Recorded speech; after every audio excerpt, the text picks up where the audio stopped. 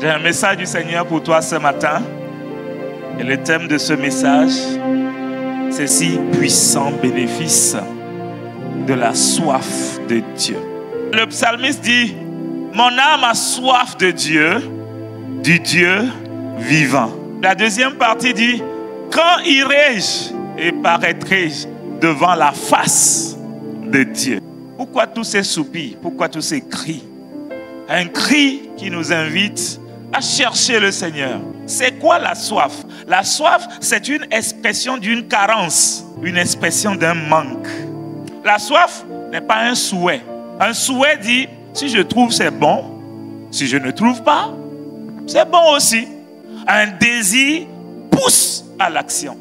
Avoir soif de Dieu, c'est désirer ardemment connaître et aimer Dieu. Tu n'es pas indifférent. Avant tes supplications, il faut aimer Dieu. Beaucoup de chrétiens sont fades. Leur vie ne donne pas envie parce qu'ils manquent ce ressentiment de chercher Dieu. Vous me chercherez et vous me trouverez. Qui peut trouver Dieu selon ce verset? Est-ce que c'est celui qui est passif? Est-ce que c'est celui qui croise les bras? Est-ce que c'est celui qui vient juste à l'église? Celui qui peut trouver Dieu, c'est celui qui cherche Dieu. À qui Dieu se laisse trouver?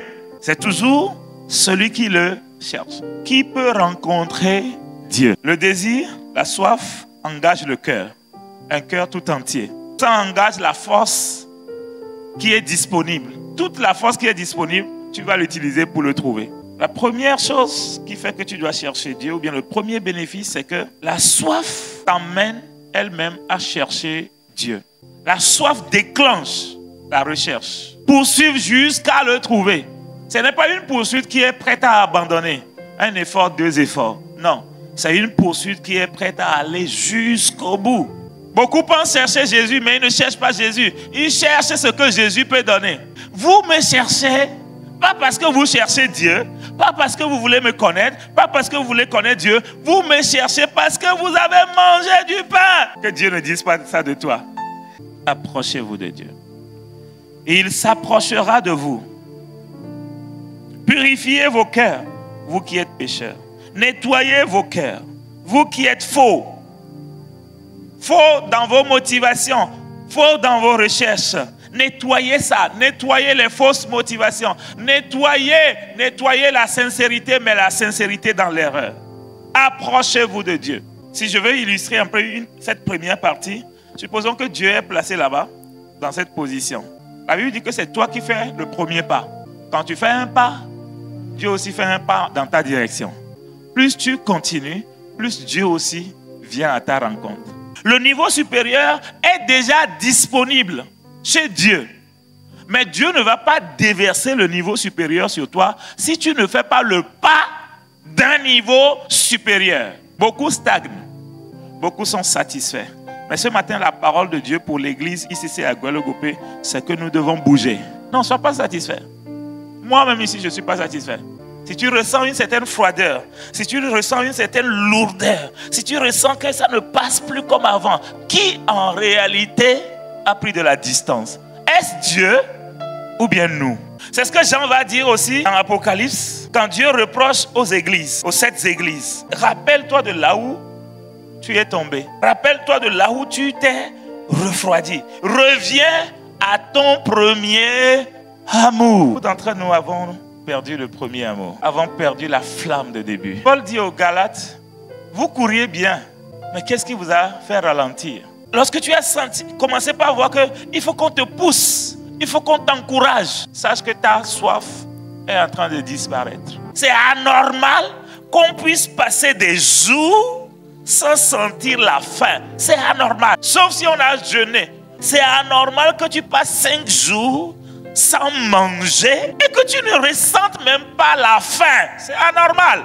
De la même manière, c'est anormal que tu passes un jour sans manger sa parole et que tu ne ressentes pas la faim. Or, tu n'es pas un corps, tu es un esprit.